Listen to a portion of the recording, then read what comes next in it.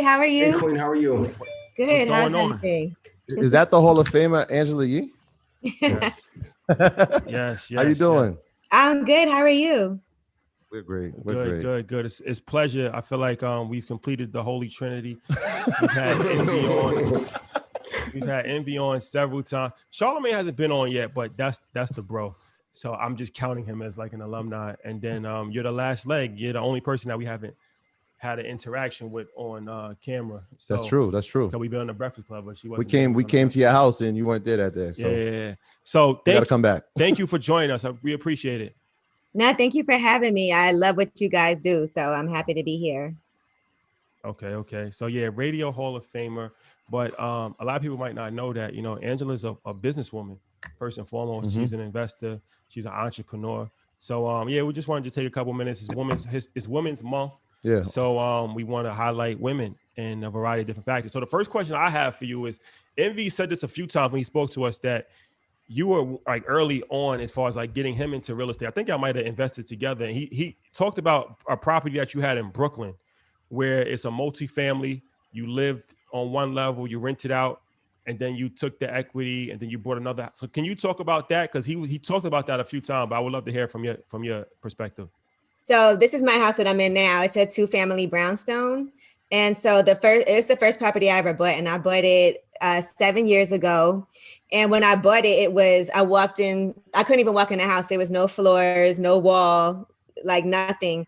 But my realtor was like, you have to have vision. And Brooklyn, this is in Bed-Stuy. It's a crazy real estate market here.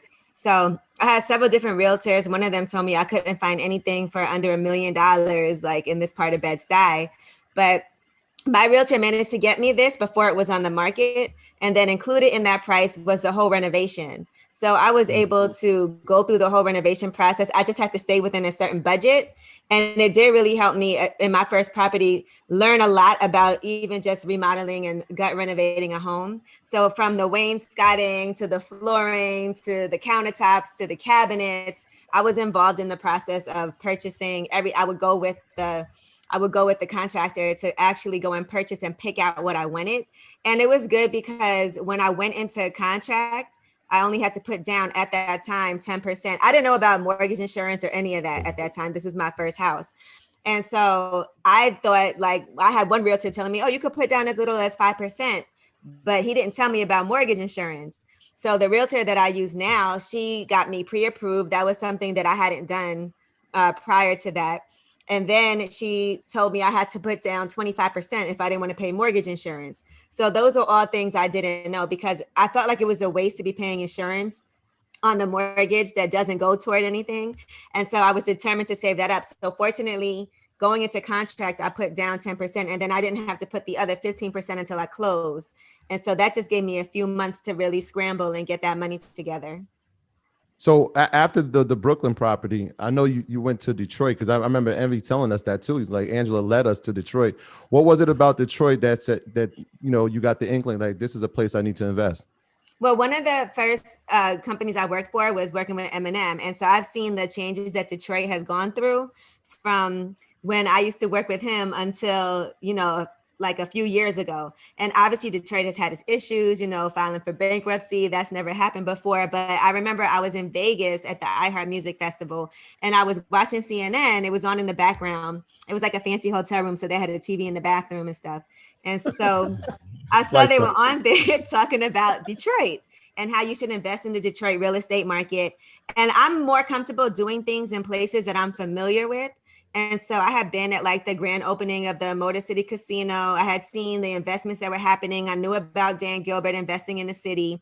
And so to me, it felt like a great opportunity to get in. And then I learned about the Detroit Land Bank, where they auction off houses. It used to start at $500 at the auction, but then it went up to $1,000.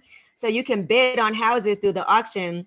But there's just a lot of regulations with that. Like, you have to hold on to the house for a certain period of time. You have a certain amount of time to renovate the home. You have to send in pictures and check in. So it was a lot of things that had to be done in order for you to do that. But I did get a property for $1,000 through the land bank, and I did end up selling it for $160,000. And wait, we can't breeze past that. That's amazing. Are you gonna breeze past that? Yeah, let's get past that. What year was that? That was about, I'm gonna say maybe 3 years ago. So can you walk us through that process? So you go to the land bank and you know what houses are about to go up for auction. I think they do 2 a day. And so I was able to go and like see what houses were, you have to like break in and go look because they're, empty houses. And for the city, it costs less for them to actually do that auction through the land bank than to demo a house. So they would rather you buy it and fix it up. And it is better for the neighborhood. And so I was able to, you just have to hope that some of those bids go up to like $200,000-$300,000. But this particular one, for some reason, I don't know if it was the time, nobody bid on it. And so I was able to just at the last second, just get it. And then of course, there's a process of rehabbing the house. And, that probably costs about $60,000. But at the end of it all, it was a good process because I have 2 other houses in Detroit. Also, one of them I bought from a broker for $25,000 in the Boston Edison area, and then the other one I bought for $45,000. And so I'm keeping the one that I bought for $25,000, and I renovated that house. It's pretty much done. And then the one for $45,000, I'm almost done renovating, and I'll be selling that this spring. How long were you holding each of those properties, and how long do you think, if there's another opportunity, will you hold the ones in the future? So I actually had it for a while. Here was the problem. I'm gonna tell you the truth. Like the one that I bought for $1,000, it's hard to find good contractors. And I'm sure anybody watching can relate to how difficult that is. And I'm dealing with that now because I have a property, that I'm working on in Brooklyn, and they've been amazing, but it's been really expensive. And you really do get what you pay for. And sometimes you also put down some money and then they just take it and run, and then you can't find them. So it's hard to find good contractors. So I feel like the house that we sold for $160, I could have sold that for way more if I would have had better people working on it from the beginning, because you might try to cut corners with contractors, but then you end up going back and paying double because you have to double back and get things done properly. So if your plumbing's not done right, your electrical's not done right, and they do cheap work and they do a terrible job painting and flooring, it's really important for you to make sure those things are done right, because it doesn't make sense to have to go back and do it again. So that was a learning process for me. So I'm glad that I did that with that house, because with my house that I'm in now, I've had issues with it also, but I know so many contractors now that it's been really helpful. So Envy, every time we speak to him, he tells us the same story, that you got a contract in Detroit and they put tiles on the in the bedroom. In the bedroom. He told us the story 4 times already. So that's Envy's fault. I'm gonna tell you what Envy did, because see, that's the part we really needed to know. If he would have asked me, should you use this person, I would have told him no. But that person had been working on my house and I wasn't using him anymore. So I think Envy thought he was going behind my back and getting him to go work on his house instead of my house. But he never asked me. So I didn't even know at first. And so I was like, I wouldn't use him, but that's what he wanted to do. But he still, Envy still made some money. So good for him. But that's why you got to make sure you check those references. He was like, oh, who are you using? And then he contacted him on his own. I didn't set that up. So one of the things you do outside of obviously the radio and real estate is you have your juice bars. Mm-hmm. And so that is a thriving business. I wonder what that looks like in the state of COVID. How have you pivoted, and how's the business been going during this time? The juice bar has been pretty steady because we never closed down. It is an essential business. And I think with the juice bar, more than anything, I think if we wanted to make more money, we do have to diversify what's in the juice bar, because it really is just juices. And the cost of produce goes up and down so much seasonally, what's in season, what's not.